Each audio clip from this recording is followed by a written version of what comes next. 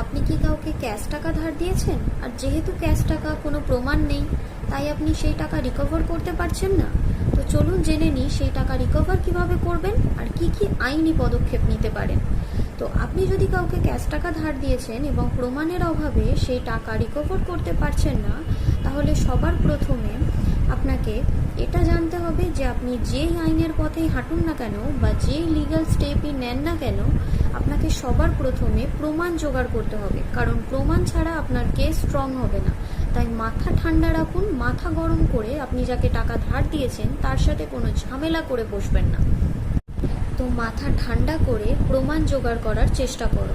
সেক্ষেত্রে তুমি যে ব্যক্তিকে টাকা ধার দিয়েছো তার সাথে ফোন কলের মাধ্যমে, হোয়াটসঅ্যাপে বা এসএমএসের মাধ্যমে সেই টাকার ব্যাপারে কথা বলো, যে তুমি তো আমার কাছ থেকে টাকাটা ধার নিয়েছো, তো কতদিনের মধ্যে টাকাটা ফেরত দেবে বা তাড়াতাড়ি দিলে ভালো হয়।